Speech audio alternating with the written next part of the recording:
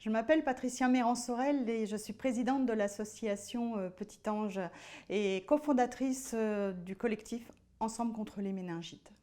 Aujourd'hui, nous sommes touchés par une pandémie qui est mondiale, due au Covid-19, mais j'ai été présente lors d'une hyperendémie qui a touché ma ville, Dieppe, en Seine-Maritime. En janvier 2003, j'ai perdu ma fille Gwendoline, âgée de 4 ans, d'une méningite à méningocoque de type B. Cette méningite foudroyante, puisqu'elle est décédée en moins de 24 heures, a touché bon nombre d'enfants et d'adolescents sur notre région, à l'époque, à Dieppe, en Seine-Maritime. C'est difficile à expliquer parce que ce n'est pas un confinement obligatoire. C'est-à-dire que là, on s'est tous retrouvés confinés par les autorités. Nous, à l'époque, ce n'était pas le cas. On savait qu'il y avait une hyperendémie, mais quand vous êtes touché, quand vous perdez votre enfant, vous avez une double peine. La peur des parents s'installe autour de vous, de votre quartier. On s'est retrouvés, nous, la famille, dans une grande peine parce que quand on se rendait à l'école, j'ai vu des parents changer de trottoir pour ne pas nous côtoyer, pour ne pas nous parler.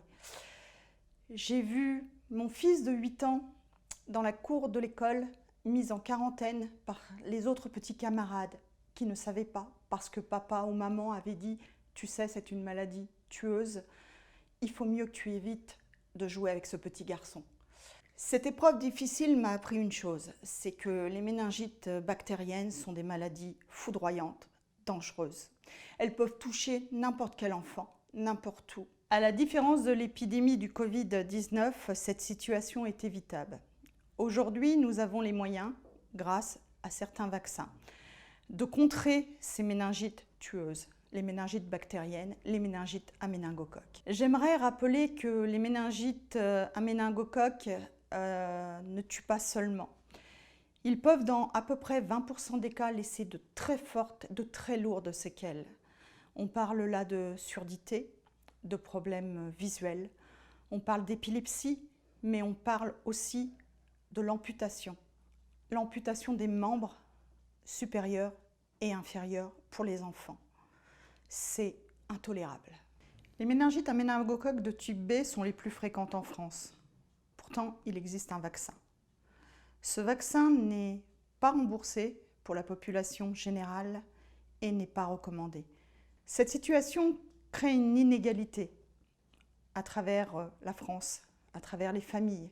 Pourquoi certaines familles pourraient se faire vacciner, pourquoi d'autres ne le pourraient pas?